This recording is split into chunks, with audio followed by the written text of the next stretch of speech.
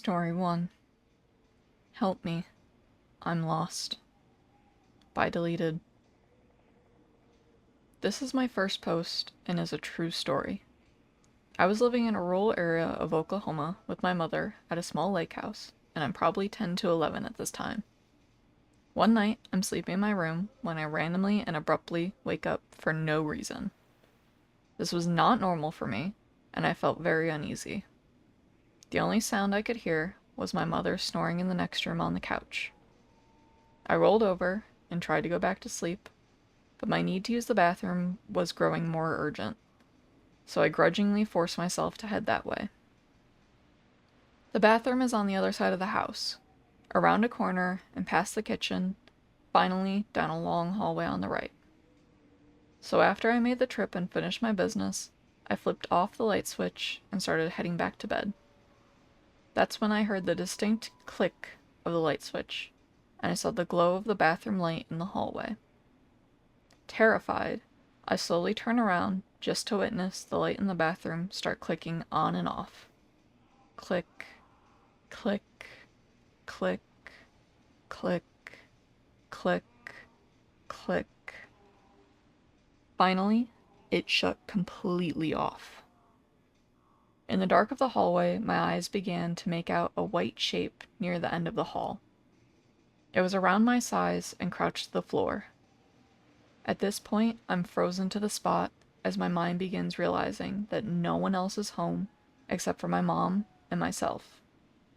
Then, the white shape began whispering in a quiet man's voice, "Help me. I'm lost." I remember wanting to scream for my mom, but I couldn't.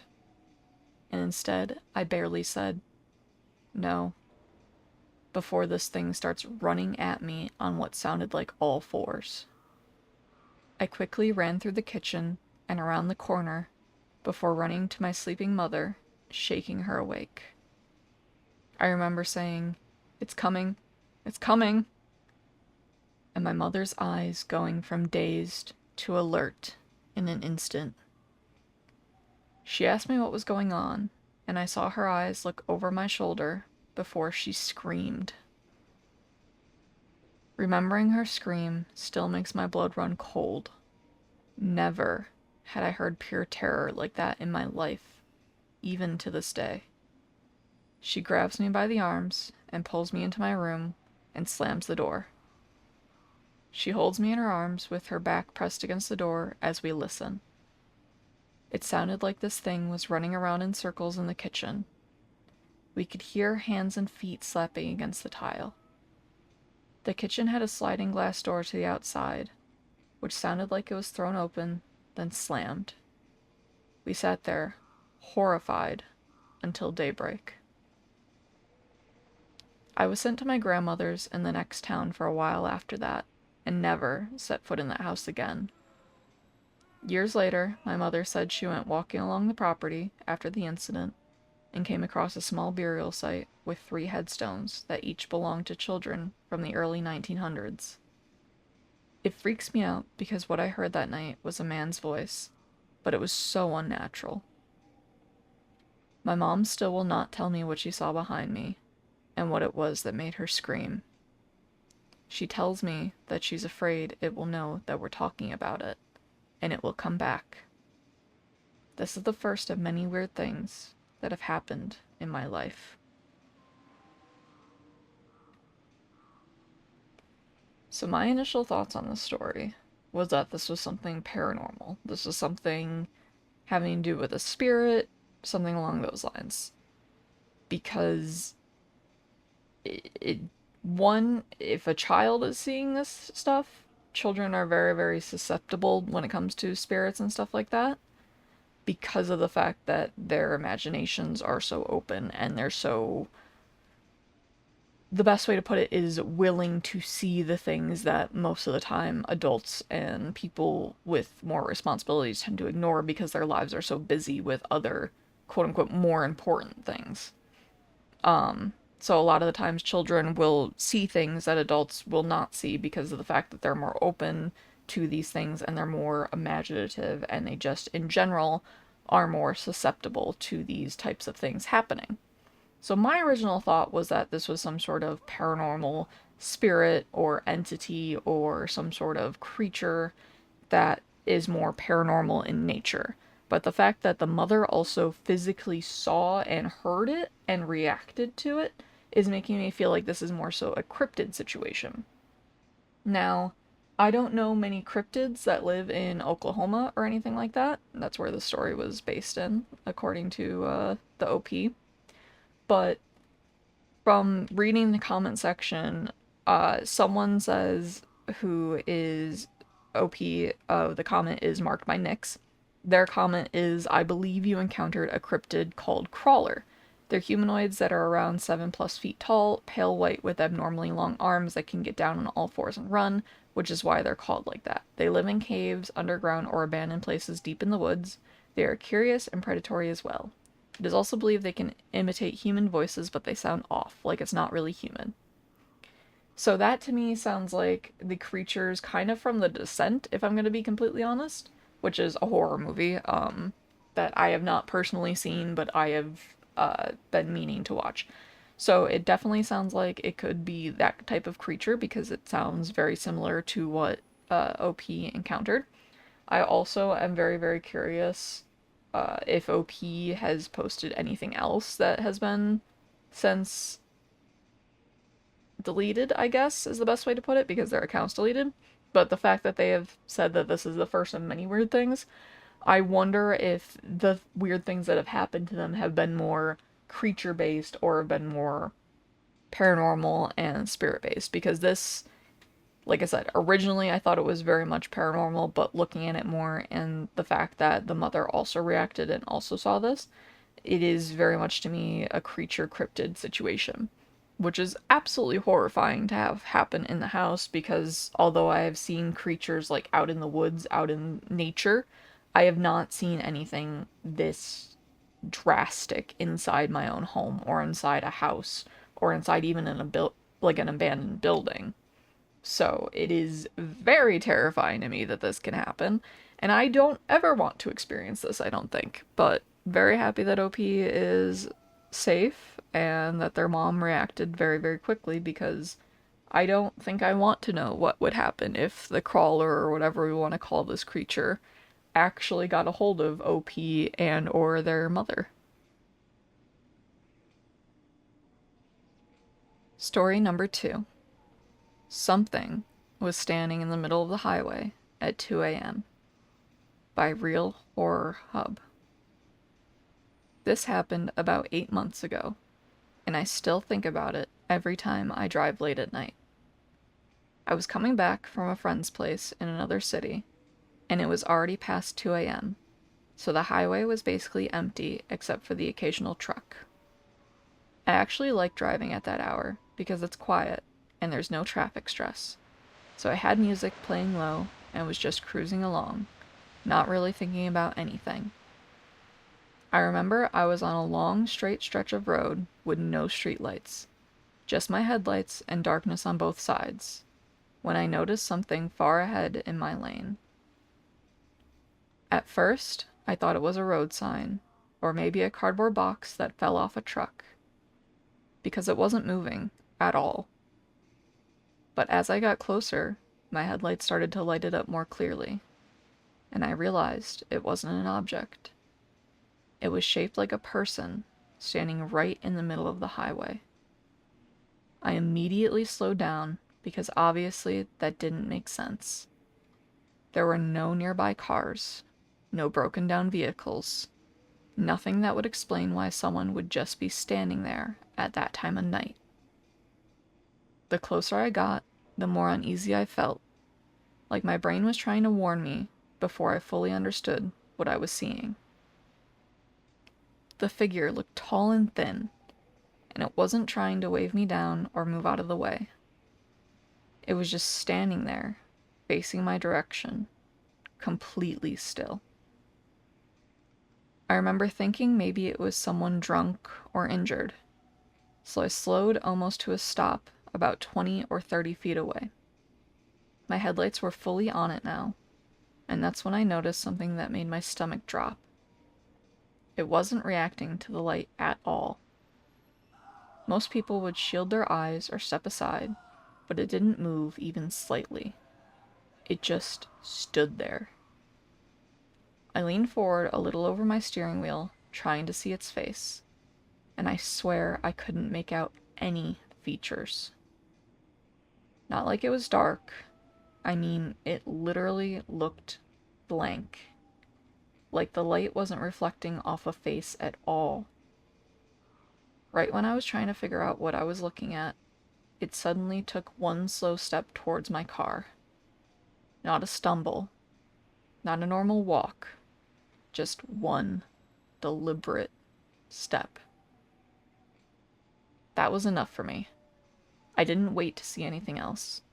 I hit the gas and swerved around it, and as I passed, I glanced to the side for half a second. There was nothing there. No person beside my window, no shadow behind me, nothing in the mirror when I checked. It was just empty road again, like it had never been there. I actually pulled over about a minute later because my hands were shaking so bad I couldn't hold the steering wheel correctly. I kept replaying it in my head, trying to come up with a logical explanation, but nothing made sense. If it was a person, where did they go in those 2 seconds? There was nowhere to run, nowhere to hide, just flat roadside and open ground. I eventually convinced myself I was tired and imagined it. But the thing is, I wasn't sleepy at all before that moment. And what still bothers me the most isn't that something was standing there. It's that whatever it was waited until I got close to move.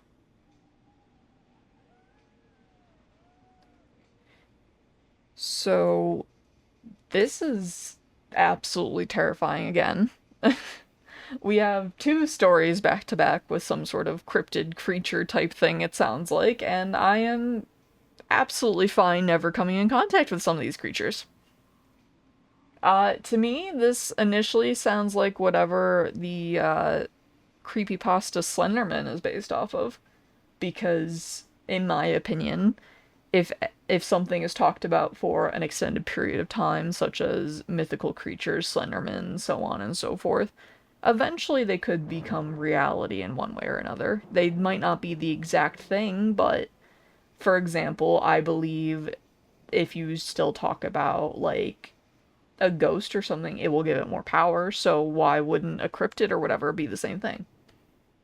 So I highly believe this is whatever cryptid that could be based off of, if that is the case, because it definitely sounds like the no facial features, the long spindly arms, the unmoving, unreacting to the lights, everything like that. That sounds very, very much like, oh, initial thoughts are Slenderman. Okay, got it. At least for me. Please, if you have any other suggestions or anything like that, I would love to hear your things in the comments, your thoughts, your things. I would love to hear your thoughts in the comments about this, but I genuinely think that this could be whatever cryptid creature, whatever you would like to call Slenderman, whatever that myth is based off of. I think this could be that. Because like I said before, I highly believe in the thought process of if you continue to talk about something and if you continue to basically give something power and continue to talk about something, even if you're like talking negatively about it or whatever, it could become reality. It could become real. Call it manifestation, call it whatever you would like to, but I believe that is a thing that can happen, especially when it comes to the paranormal and when it comes to creatures and myths and legends and stuff like that. Because I'll use dragons as the example. Every single depiction of dragon is similar in one way or another. It doesn't matter if you look on the eastern parts of dragons, it doesn't matter if you look on the western parts of dragons, it doesn't matter where you look when it comes to history and dragons. Overall, they have very similar features and they have very similar archetypes, essentially. So it makes sense to me that there was a possibility that something like that existed, whether it be a giant lizard that went extinct or something along those lines. But there could have been something that existed that everyone saw worldwide, because why were there so many accounts that were so similar yet different enough to be like, okay, there are now different variations of dragons. For example, East versus Western dragons. Their looks are extremely different and things like that, but they all basically have the same kind of characteristics at the end of the day, where it's like more reptilian, it has more of this, more of that. Granted, in different traditions, dragons are seen as prosperous versus like uh, dangerous, I guess is the best way to put it. But overall, every like portion of the earth it seemed like had a depiction of dragons at some point. That to me is telling that yeah, we could probably have these things exist even if it's like happening throughout the world, because there have been accounts of cryptids and creatures being very similar in both Europe and America and Ireland and so on and so forth and whatever. But there are a lot of creatures that have very similar characteristics to other creatures within other cultures. So it could be just a kind of thing where they are similar in dichotomy and in like DNA structure is the best way to put it, I guess. But they're not the same creature, if that makes sense. So like I'll use I guess dogmen and werewolves, I guess could be a good comparison. Because basically they're both basically bipedal creatures that are more based on like wolves and canines and stuff like that. But they also have distinguishing features between them that kind of make them different. But at the same point, if you just look at them one to one and you just put up a picture of them one to one, most of the time people are like, oh yeah, that's a werewolf, that's this, that's that. They will generally be called the same type of creature, even if they are not. I hope what I'm saying is making sense. I hope I'm making sense. But overall, this story sounds like to me, it sounds very much like whatever Slenderman's based off of.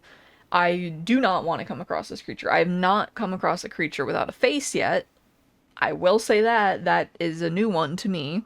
I have not come across that myself, nor do I really want to, because I feel like that would become kind of a new phobia of mine if I ever see something like that, because oh god, Uncanny Valley would very much be a thing. But I don't know what else this would be other than that. Maybe another like crawler like the last story, but I'm not entirely sure because of the fact because it is just yeah, I don't know. I feel like the last story, if the person would have mentioned something about not seeing a face, maybe. I don't know, but it could be the same creature, it could be something similar, it could be something different entirely. Overall, don't want to come across this tonight, especially at 2 in the morning. I'm good. I'm good. Story number 3. None of us can explain this experience, by Galactic Sonder. The events of this story are true. I don't know if it was a glitch, a time slip, but it still freaks me out. One time, when I was around 9, I was sitting in the back seat of my sister's Jeep Cherokee, along with my cousin. She's also the same age as me. My sister was driving, and my other cousin, around the same age as her, like 17-ish, was in the passenger seat. My sister always took me with her to run errands or trips to the mall. On this day, my younger cousin was at my house, and we were playing in the backyard, till my sister just had us tag along. Anyway, we're driving on the freeway, and we see a carnival with rides. The Zipper, that crazy unsafe ride with the cages that spin, could be seen, as well as the Ferris wheel. Me and my cousin were begging my sister to please take us. She said no and made that same exit. It was the same exact exit to head right on some made road. The carnival was situated to the left. On the ramp, we were on the red light, and my sister said she promised we'll go after she returned this shirt or something, and my older cousin needed to buy these shoes on sale. This was before smartphones and stuff, like late 90s. Besides myself, everyone in family knew that my sister was always amazing with directions.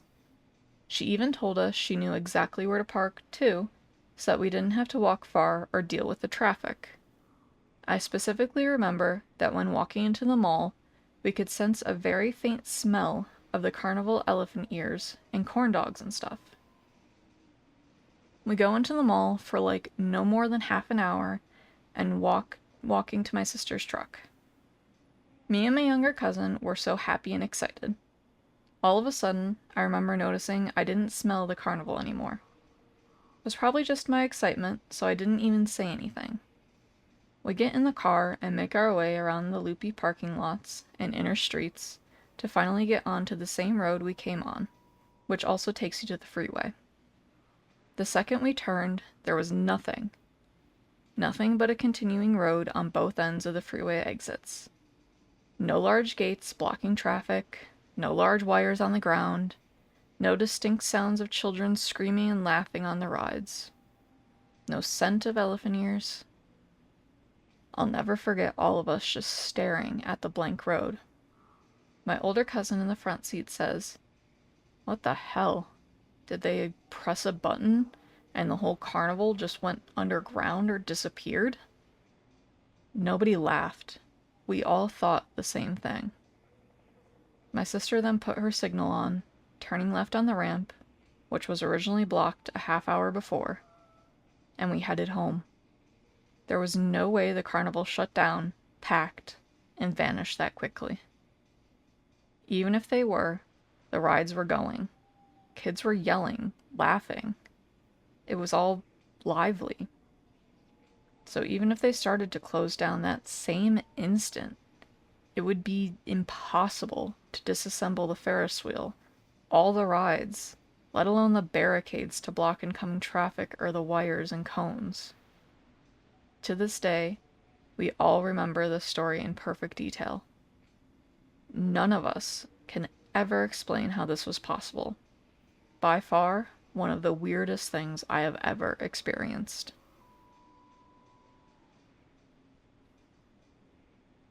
So first off, I apologize if I stumbled over any sort of sentences or anything in this story.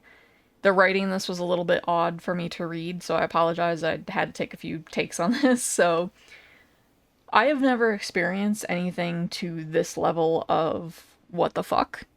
I've never experienced anything where it seems like a time loop happens or a glitch or anything along those lines, but I have seen videos of, for example, someone walking and then vanishing and never reappearing, like on CCTVs or something like that. But this is so strange, and the fact that not one, not two, but like 4 people saw it, and possibly more, because if this was just a mall, like how many people went into that mall and then came out with the same plan of, okay, we'll go to the mall first, then go to the carnival after, and then there was just nothing. And like OP said, it is very unlikely, if at all near impossible, to disassemble absolutely everything within half an hour and be gone. Unless their like time tracking was completely off and they were in the mall for more like 2 to 4 hours. Even then, I don't even know if that's enough time to completely disassemble an entire carnival.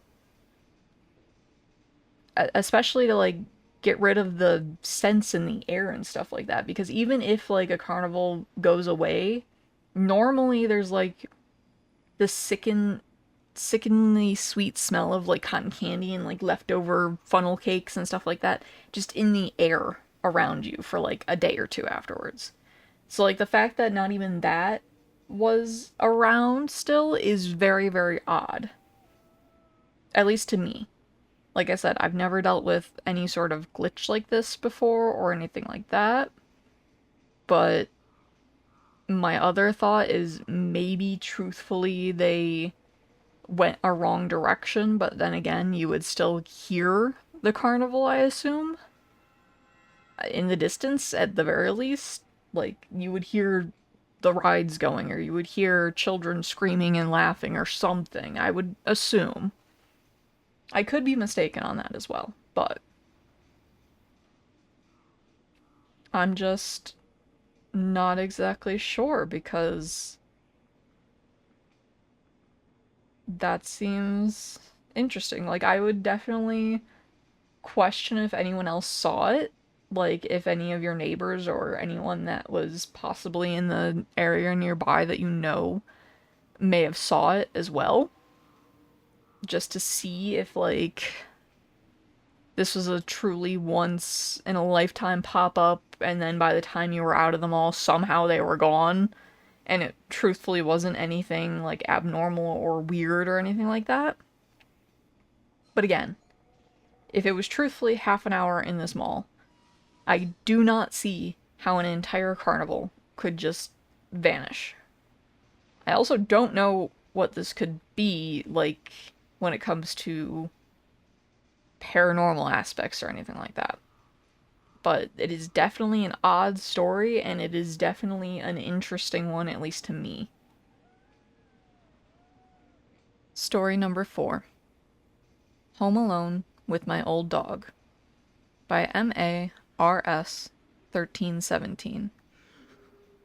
Although it doesn't seem like it, this happened quite a while back, probably over 10 years ago. I was in the later years of high school and was home alone. My parents were at a wedding that required them to stay at a hotel, and my brother worked the night shift.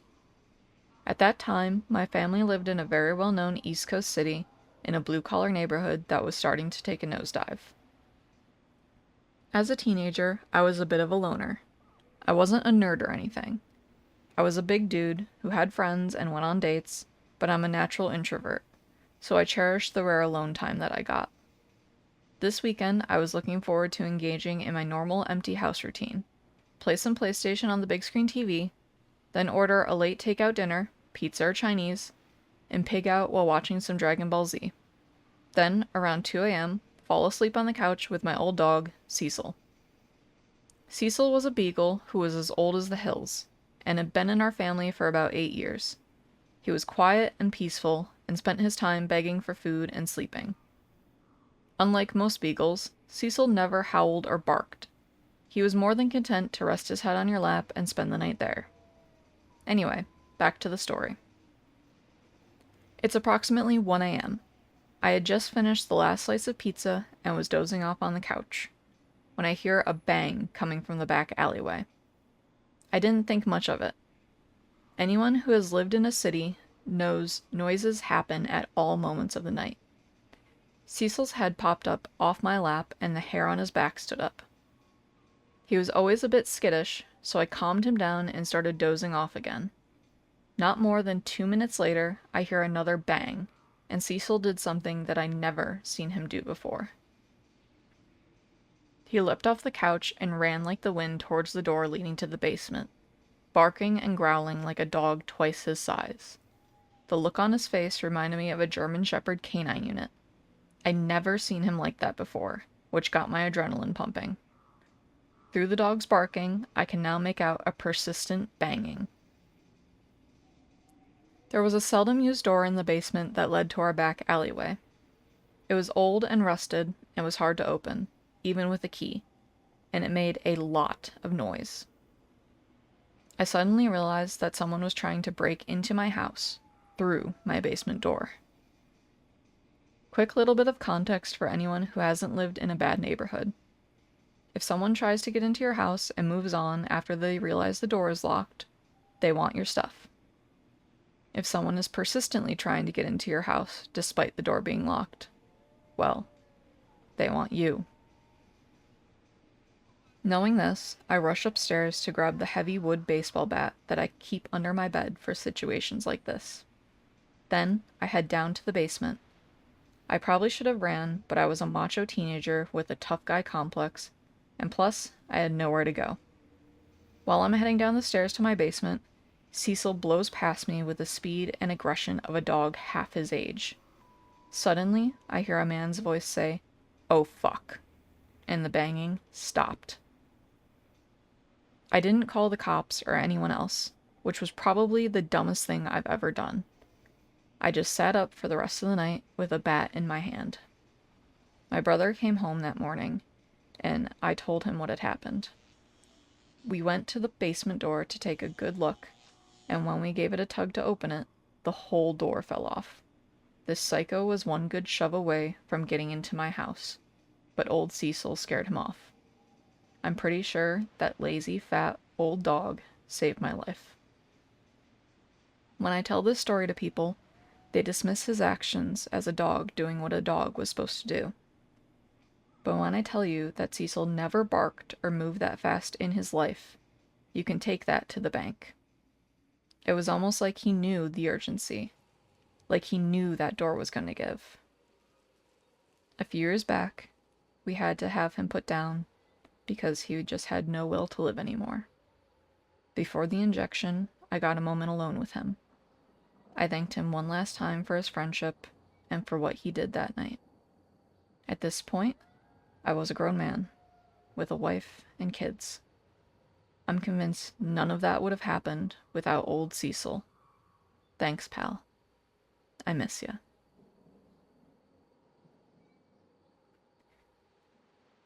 This is a horrifying scenario for myself. I have never dealt with anything along these lines because of the fact that I was very, very lucky and I grew up in a more rural area, so I didn't really have a ton of neighbors or anything like that, so there wasn't ever too much of a worry of people trying to break in or anything like that. So I was very, very lucky to not have to deal with stuff like this. This is absolutely horrifying, though. I am very, very happy that your dog had the instincts that he did. And dogs and cats, I always say, have very, very good instincts when it comes to not only paranormal stuff, but just people in general and just people's intentions in general. So I generally will trust my pet if I have one to judge a person before I myself am able to get a full judgment on them entirely.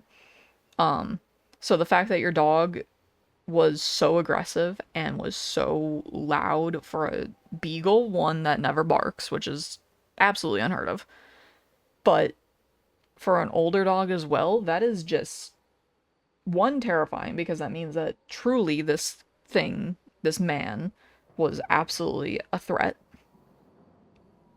And two, it's absolutely impressive as well. Like, I'm gonna be completely honest, it's absolutely impressive. And this just shows, like, animals' loyalty and dogs' loyalty and so on and so forth.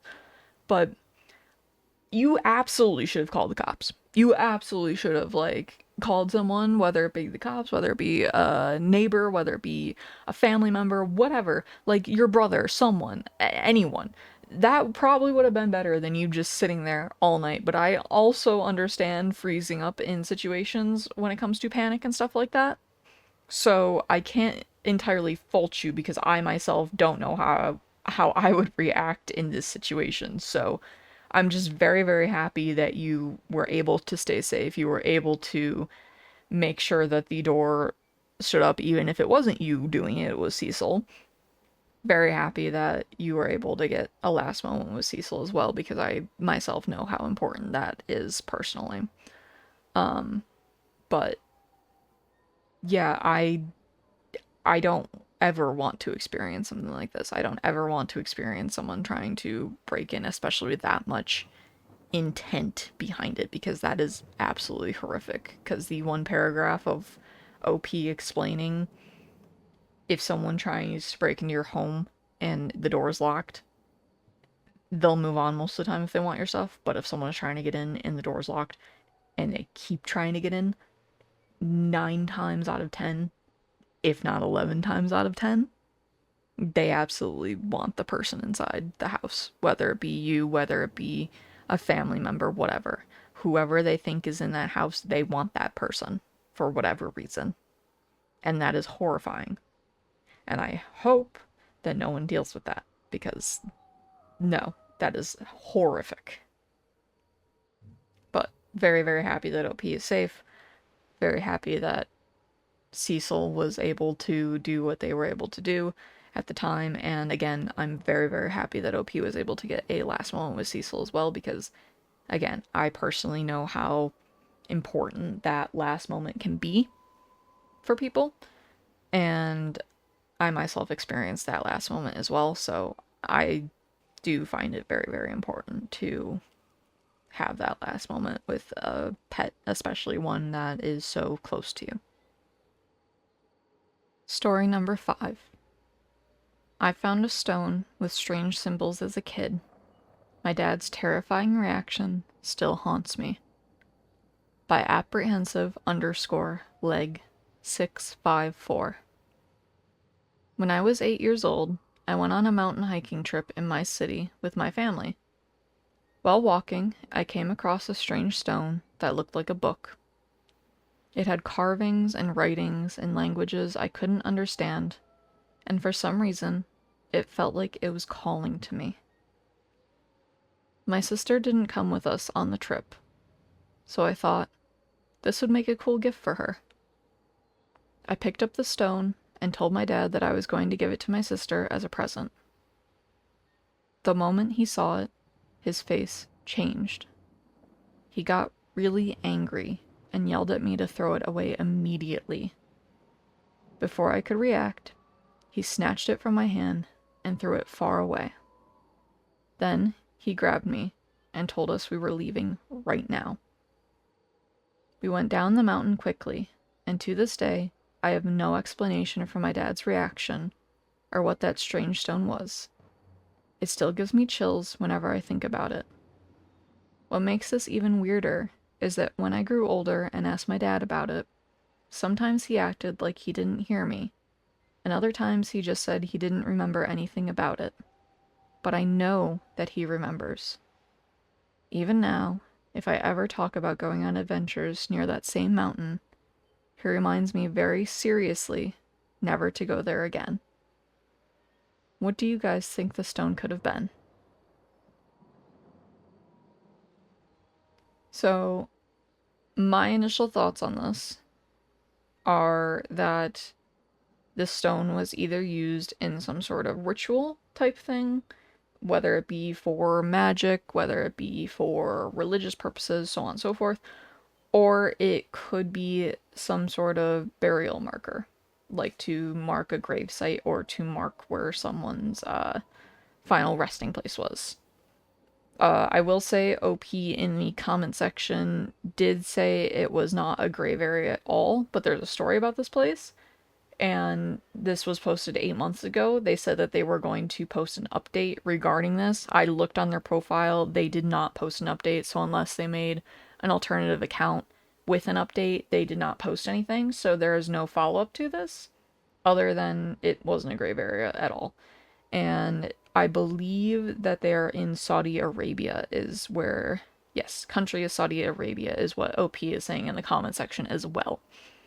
But that is my initial first thoughts on this. I'm not entirely sure about any sort of runic symbols when it comes to that location or anything like that, but runes are also like first thought that came to my mind. But normally, from what I've gathered, that is not in that location. Again, please correct me if I'm wrong. I'm very new to learning runes and things like that, so very, very new to that, so I apologize if I'm getting that wrong. But I don't think that's the case. My initial thoughts are, like I said, some sort of ritualistic purpose or some sort of burial site. But again, if OP is saying it's not entirely sure. I'm hoping eventually they'll post an update. Like I said, this was posted 8 months ago, so at this point I would have assumed that they would have made an update, but because of the fact that they have not, and all they have done was reply to comments from 8 months ago, I'm assuming they either no longer go on Reddit or they just don't want people to know, which is completely understandable. So I will leave this up to you guys. What do you guys think that it is? Because I myself think that it could be something used in a ritual or used as a headstone or something along those lines. But what do you guys think? Please let me know. Story number 6. I met someone at work who didn't seem human. By your underscore grandmother 123. I'm 16 and I work at the local grocery store. I've had the job for about a year now. Since I'm still in high school, I don't work during the day. I usually get scheduled for 3 weekday shifts, mostly closing from 6 to 10. This past Wednesday seemed like a normal night. It was around 9, maybe 9:30, and I was just waiting for my shift to end. I was up near the front of the store, restocking cans, when I noticed a man walk in. I'm not great at guessing ages, but he looked like he was around 40. He was average height, maybe 5'10", and had this really pale skin, like he hadn't been outside in a long time. His clothes didn't look dirty or anything, but they felt off. Almost like they didn't fit quite right, like he had put on someone else's outfit. It was a plain gray hoodie and black jeans, but the hoodie sat too tight around the neck, and the sleeves were too short. What caught my attention was the way he moved. He looked stiff, like inhumanely stiff. He was walking as if he didn't have any joints, just kind of rigid and unnatural. His arms hung straight at his sides, barely swinging, and his feet hit the floor hard with every step.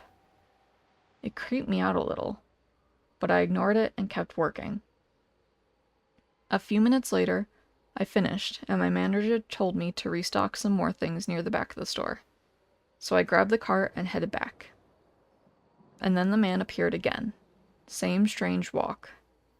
He looked like he was searching for something, but had no idea what it was. When he noticed me, he walked over and asked me where the soda was. His voice was haunting, cold and flat, like there was no emotion behind it. It made me feel uneasy. Up close, his face looked wrong. Not scary, just wrong. His skin was smooth in a way that didn't look natural, almost plastic. His eyes were sunken, but not in a tired way. They just looked hollow. And the weirdest part was how he blinked. It was slow, like someone acting out what blinking was supposed to look like. I told him what aisle it was in, and then he did something that really freaked me out. He repeated my exact sentence, word for word, then said, "Thank you." That might not sound super weird, but in the moment, it felt off. I finished up and went back to my manager. I looked around for the guy, but I couldn't find him anywhere. He must have left. I asked my manager if she'd seen him, but she said no. I asked the cashier later, and he said that she had noticed his weird walk, but he didn't buy anything. I went home and tried to forget about it, but I had trouble sleeping. I kept thinking about his face. It was uncanny, like a copy of a real person. It just didn't feel right. It's been a few days, and I still can't get his face, or the way he walked, out of my head.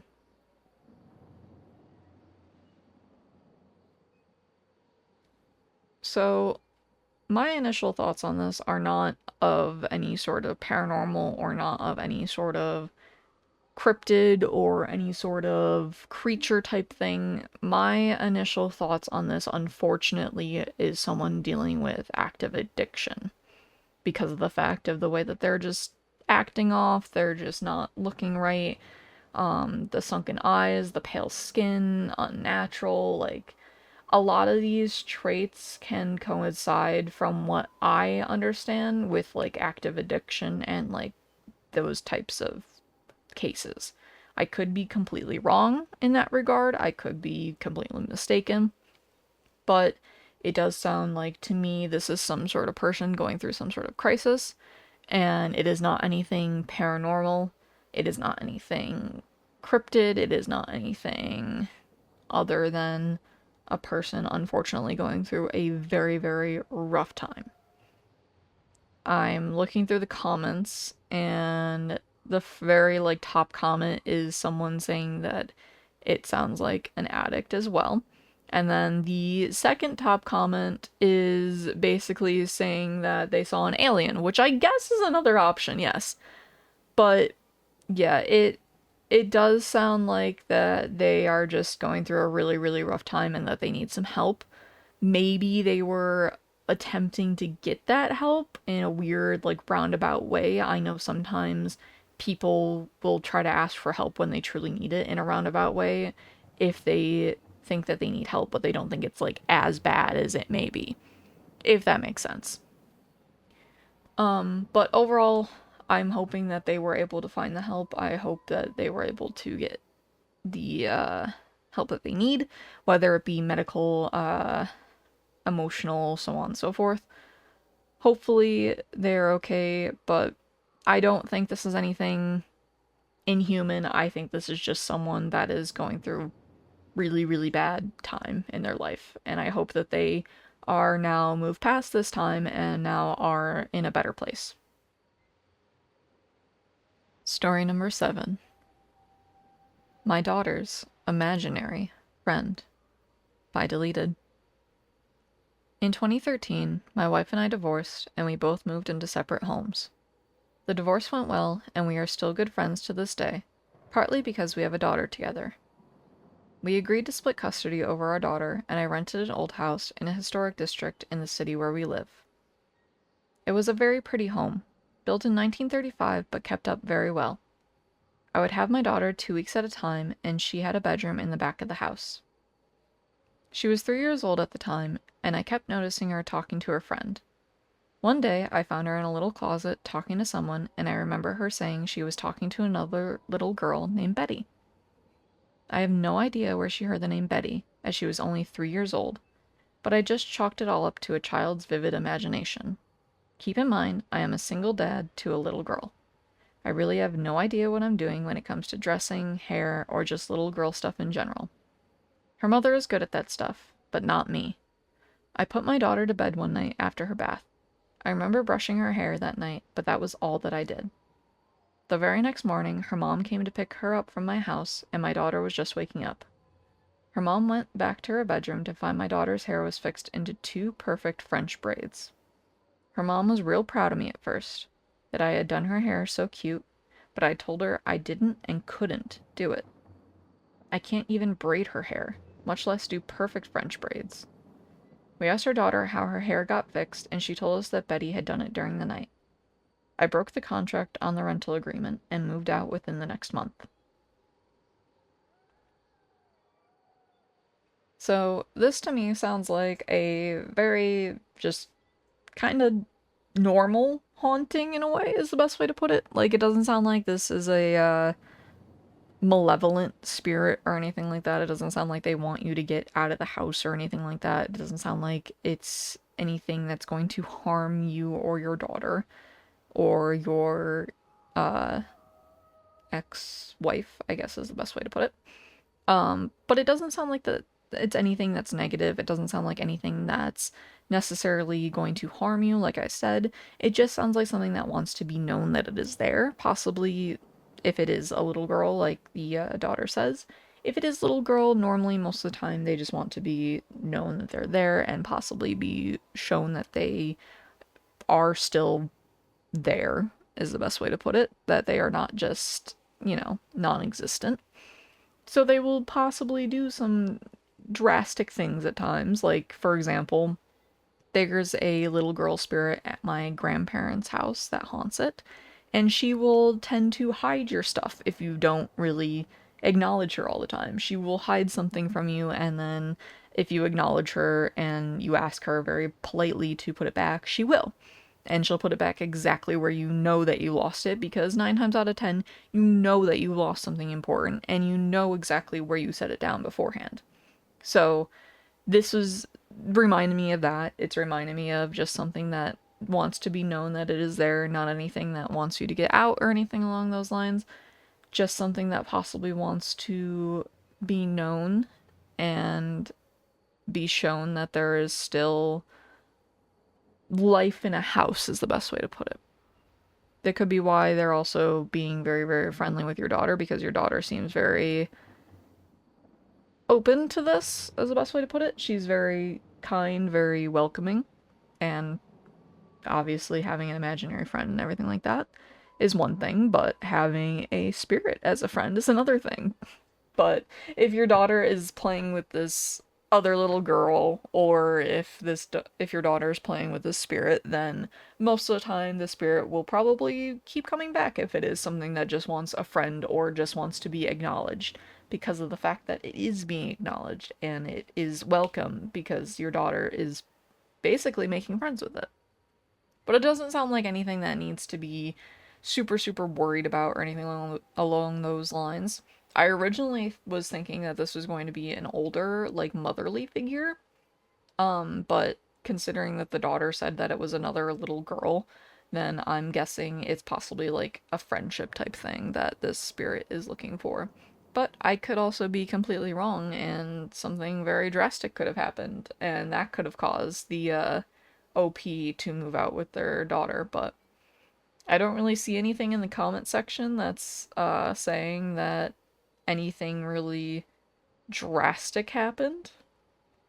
And my other thought being that someone actually got into the house being a human person, OP kind of ruled that out by saying that there was alarms on the house that made noises when doors open and shut. So there was a very unlikely chance that it was a person getting in and out of the house to mess with their daughter's hair and stuff like that. Story number 8. My trip to the slaughter yard. A story my mom wouldn't tell me until my 30s. Long. By Wolf_Dream. So let me start out by saying I enjoy writing, so this will be long. It is nonfiction though, but will hopefully be an interesting read.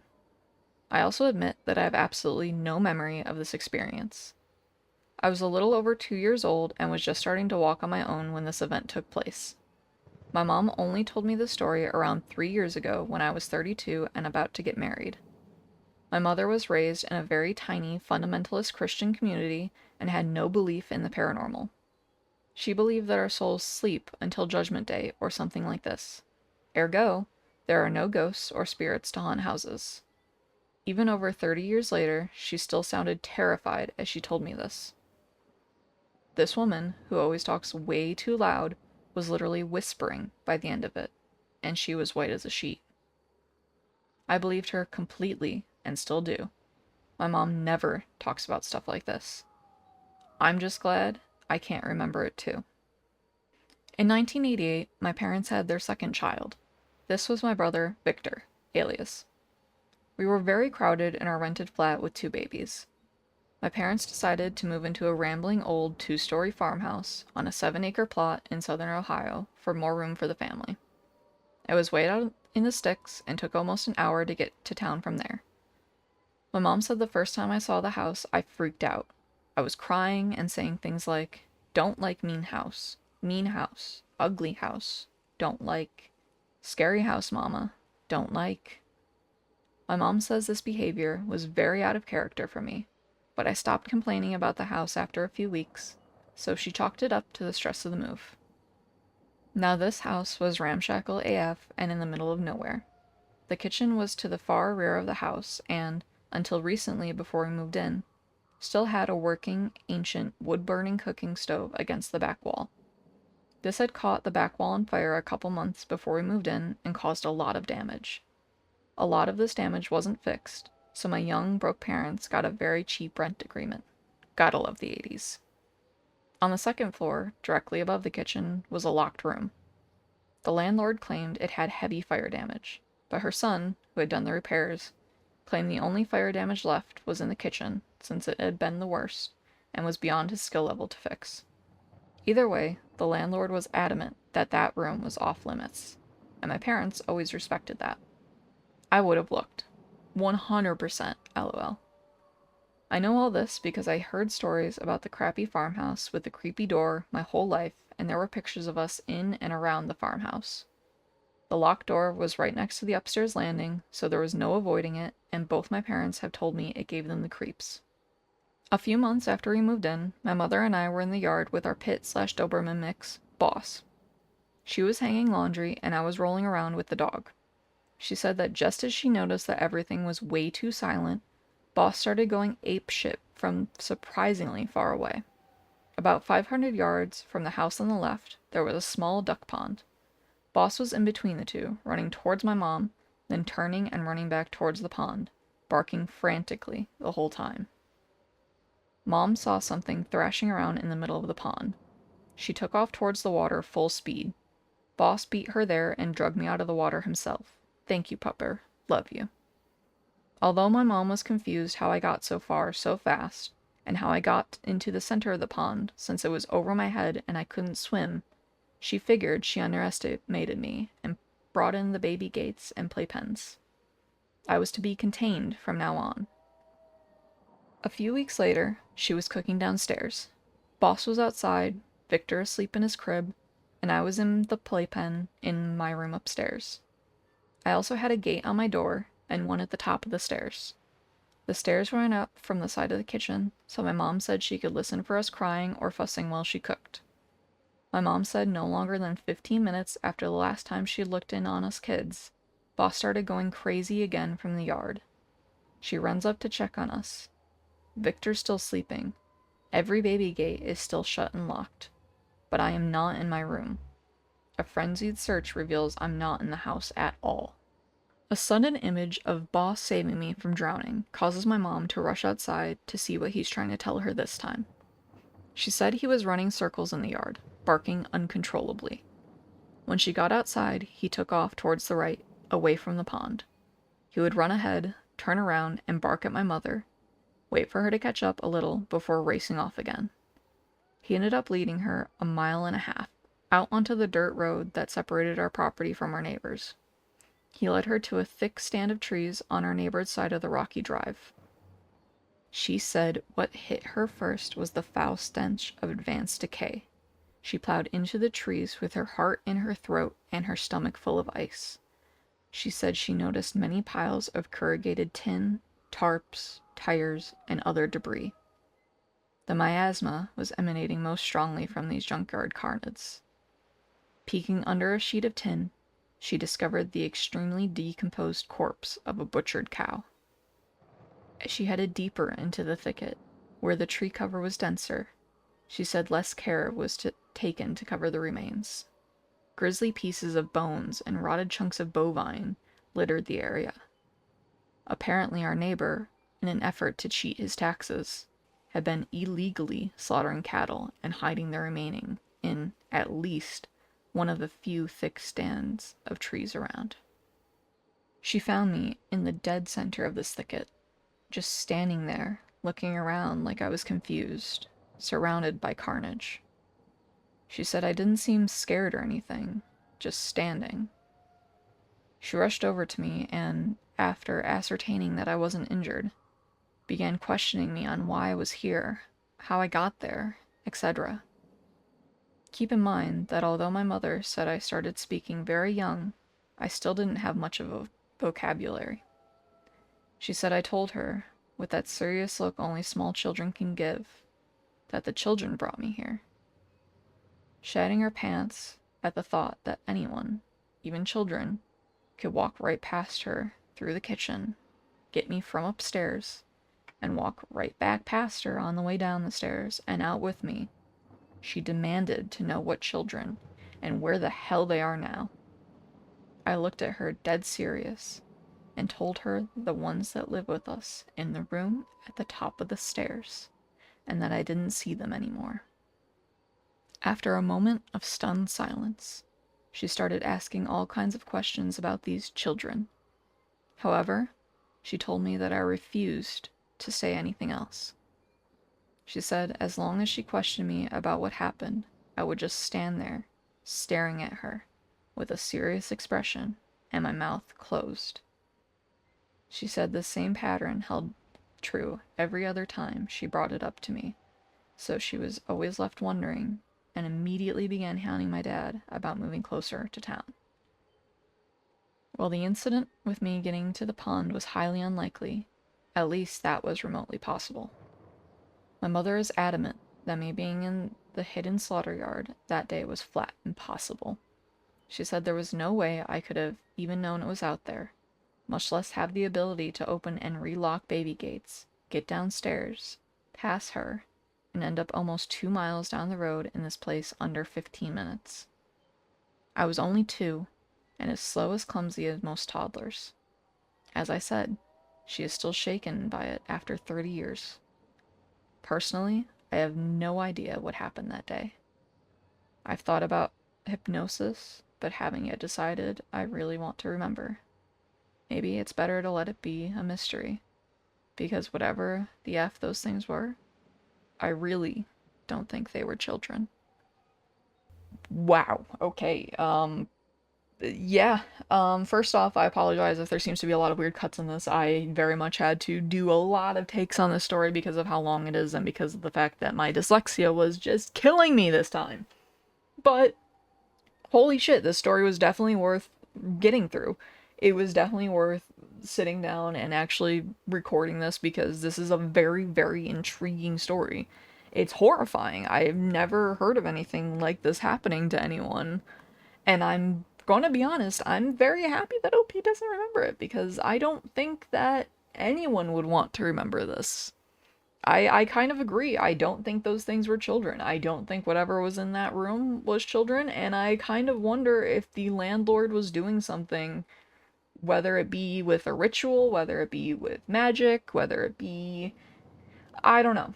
But it seems like something suspicious was going on in that closed off room. It seems like the landlord definitely knew what was in that room, if not what happened in that room, and maybe was trying to prevent something like this from happening, and maybe unintentionally invited something to happen because of the fact that they weren't properly warned and told how to deal with this.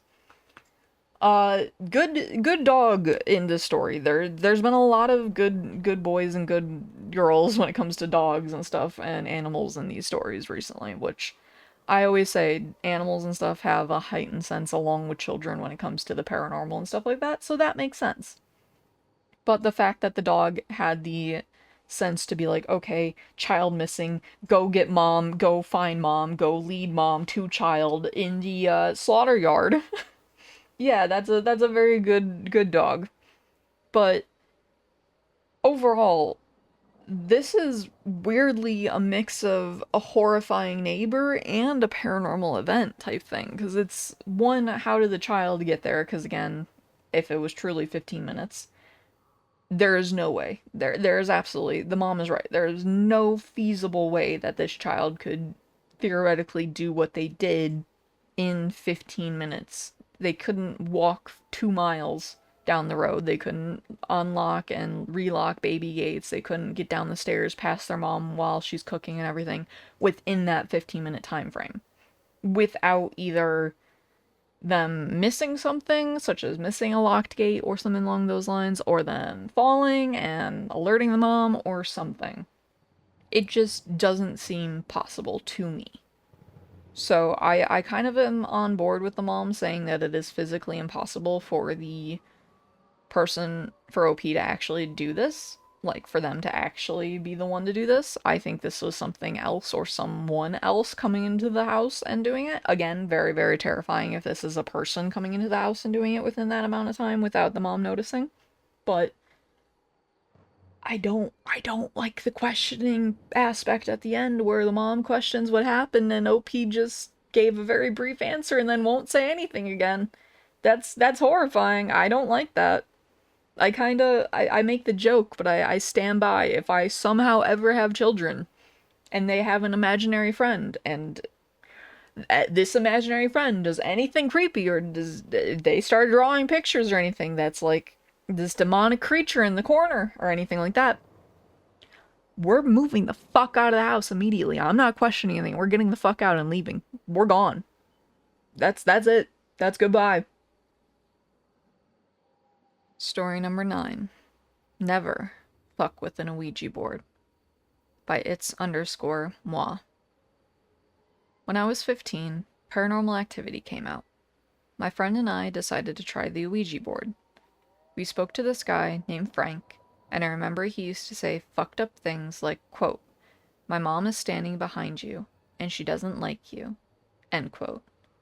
Just weird and crazy dark shit. But my friend and I both thought we were fucking with each other, trying to freak each other out. A few weeks later, I was sleeping in bed. I had a shelf above my bedhead that had my grad teddy from primary school and sitting on top of it. The teddy had sat there for years without being moved. And there was a dresser with a mirror at the end of my bed. I woke up to the teddy falling on top of my head, and when I would wake up looking directly into the mirror. There, I saw a girl brushing her hair in front of my dresser. I rubbed my eyes numerously, and instead of her disappearing, she became more clear. But the more I stared, it was like I was looking at myself when I was even younger, like 6 to 7 years old, as she had thick auburn hair, but was wearing a very old style and type of nightgown.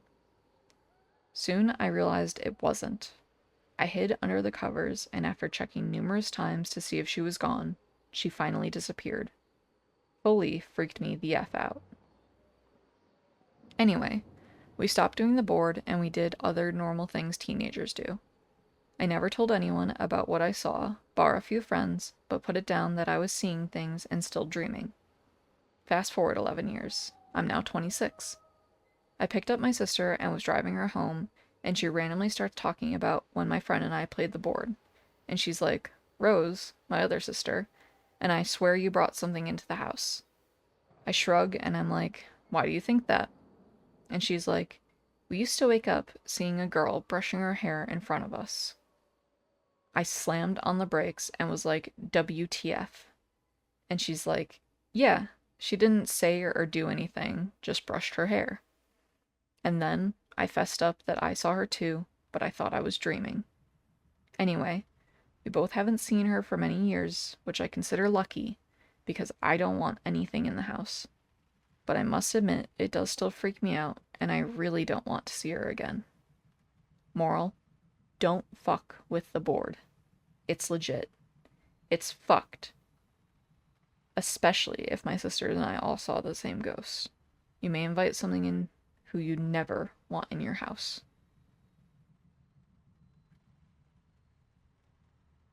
So first off, I want to apologize if I stumbled over words or anything there. I had to change a few phrases and stuff like that to make things make sense, and I also excluded one phrase within the story, so if you want to see the entire story in its entirety, I highly recommend going into the description. There should be the link down there to the story to see what I kind of left out. It was only one little phrase, but I don't want it in this YouTube video.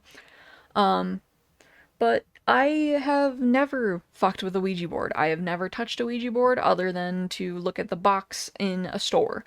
But I have never actually used a Ouija board or have ever physically touched the board itself or the planchette itself. I have made like one for a movie prop when I was doing film for high school, and I like made a paper one, but it didn't work. And it shouldn't have worked because it was literally a paper with a shot glass like on top of it for the planchette. So I've never fucked with this. I've never had any experiences with this. My mother has. My mom has had experiences with a Ouija board, also in my grandparents' home, which I think I brought up in one of the earlier stories. She used a Ouija board there, and it very much ended with a mirror on the wall basically bouncing up and down, and all of her friends running out of pure fear. So I have never been intrigued to actually use a board. I've been intrigued to buy Ouija boards because I think they're unique, I think they're interesting, and I think their history behind some of them, especially like historical ones, are very, very intriguing. But I have never bought one. I have never brought one into my house. I have never brought one into a family member's house, a friend's house, anything like that. Nor do I ever think that I will, because of the fact that it is basically you opening a portal, opening a door, essentially, and inviting anything and anyone inside. You do not have an option of closing the door entirely, until you, like, properly do it, and most of the time people do not properly do it if they get freaked out or anything along those lines, which is completely understandable in one regard, but in another regard, safety. Please close the board if you already started using the board. But it is basically you opening up a door and laying down a welcome mat and inviting things inside, and you don't know what will come through that. You don't know if it will be someone that you want to talk to, such as like a family member that has passed away, or even like a pet or something that has passed away, or you don't know if it's some sort of inhuman creature that has never been human that is now inside of your home and inside of your domain, which is not very fun to deal with, I'm certain. So I have never been intrigued to deal with Ouija boards just because of how many risks that are associated with them. I'm very, very intrigued by them. I do not think I myself will ever use them, nor will I ever recommend anyone ever using one.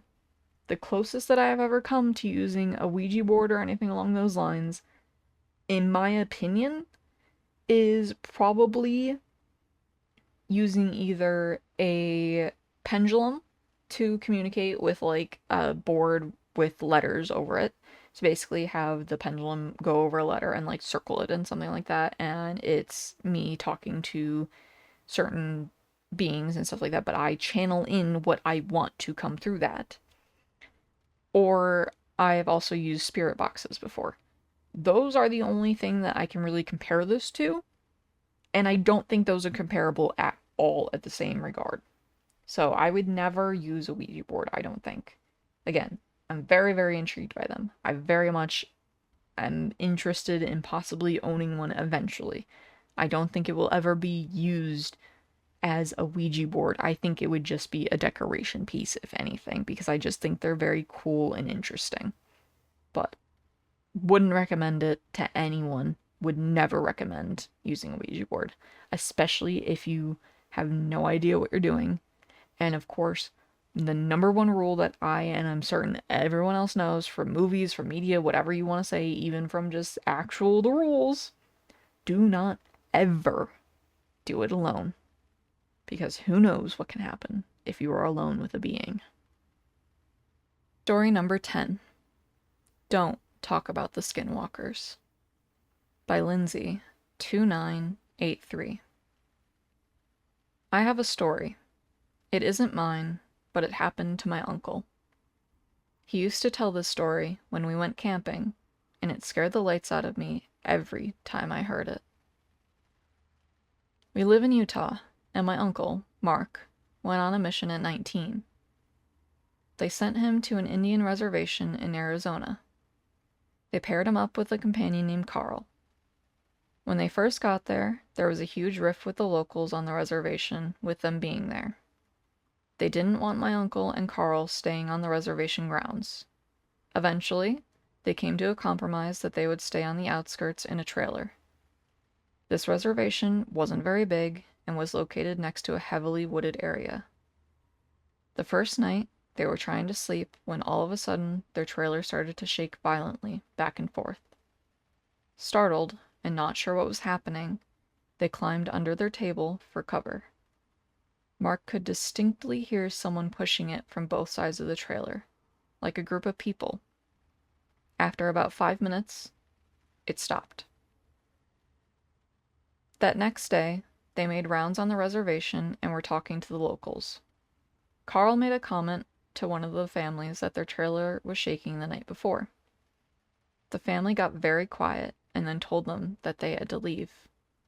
They thought it was strange, but didn't think much of it. The next night, it happened again. They awoke to their trailer shaking back and forth. Again, they climbed under the table until it stopped. This went on for 2 more nights. Anytime they tried to talk to anyone about it, they got quiet and told them to leave. Mark started thinking that, due to the tension of their arrival, the locals were doing this to scare them off the reservation. They then go into a convenience store, and they were talking together about how frustrated they were with the situation. The clerk overheard and said, "They can't talk about it. It's forbidden." Confused, they asked him, "Can't talk about what?" The guy continues to tell them about the Skinwalkers. He says that they are evil demons that were once Native American witches. If they talk about it, the Skinwalkers will come for their souls. They just walked out of there, baffled. They thought it was another scare tactic. So that night, when the shaking started again, my uncle decided to be brave and confront them. He went to the trailer door, blew it open, and yelled, "Hey!" When he did that, he saw these 3 animals run off. 2 were a wolf, 1 was a bear. But they looked strange, almost with human features. As he watched them run towards the trees, all 3 stood up on 2 legs and walked slowly towards the trees, making a human cackling laugh. It scared him so badly that they called their mission president that next morning and asked to be moved. They were relocated that day. For a year, nothing happened. One day, they announced that Carl was being relocated to another city and Mark was getting a new companion, Jimmy. They had to drive for about an hour to pick Jimmy up from the airport. The road they traveled went through the boundaries of the reservation. They arrived at about 8 p.m. and met Jimmy, and they go to leave. The mission president tells Jimmy, "We are driving through a dangerous area at night, so we can't make any stops. If you need to use the restroom, you need to go now." Jimmy says, "I am fine." The mission president gets serious enough to even freak out Mark. "I am not kidding. Go do your business." Jimmy was insistent that he was fine. So, they hit the road. As they were about 30 minutes into the drive, they were going through the area of the reservation boundaries. Jimmy starts complaining that he needed to pee badly. The mission president says, "We can't stop here. You'll have to hold it." Jimmy keeps going on. "I really can't hold it." So the mission president stops the car and says, "Okay, but you will do your business right next to the door, and if I say get into the car, you better get into the car fast." With a look of confusion, Jimmy says, "All right," opens the door, and starts to do his business. About 5 seconds later, the mission president says nothing and just yanks Jimmy into the car and floors it. Jimmy and Mark starts freaking out. What is going on? The mission president says nothing and just increases his speed. All of a sudden, Mark sees something next to the car to his right. A giant wolf-looking man was running on 2 feet next to the car. Mark looked at the speedometer. They were going over 60 miles an hour and still increasing. The wolf creature kept right next to the car for about 10 minutes until it finally took off into the trees. Shaking, Jimmy gets out of the car when they arrive. They didn't speak through the whole ordeal, and says, "What did I just see?" The mission president says, "Next time I tell you to take care of your business, you take care of your business."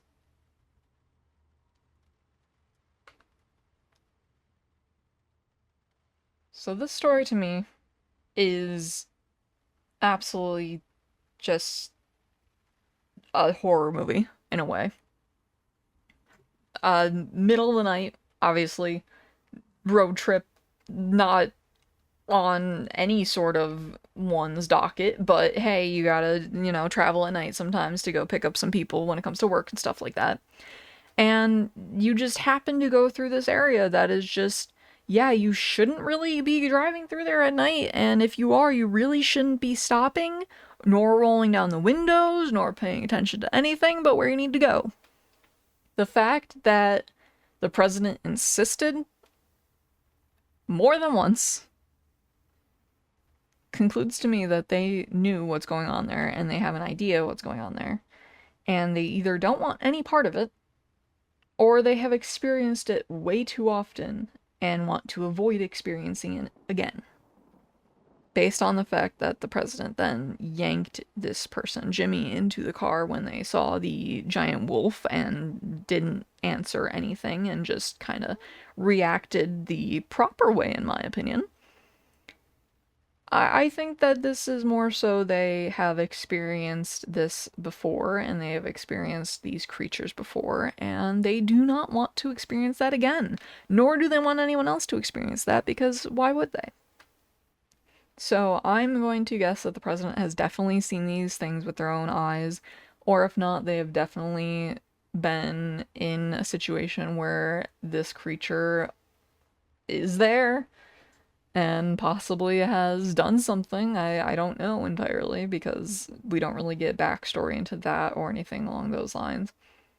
But it is definitely an interesting story. I absolutely know that Arizona is very well known for these types of stories and things like that. I believe there is something called Skinwalker Ranch that I need to look into, that I was told to look into. That's a documentary on Netflix. I don't know if it's located in Arizona entirely, but I do know it's located in like a desert area. And most of the time, when I think of like these types of things happening, Arizona is the first state to come to mind when it comes to like the United States, at least. Um, but again, I have never dealt with anything quite like this. I've seen creatures and things like this before, but I've never seen a wolf creature like this. I've seen a wolf creature that reminds me more so of like a dire wolf, but that is a story for another time, and that is not this type of story, in my opinion. That is a completely different creature entirely.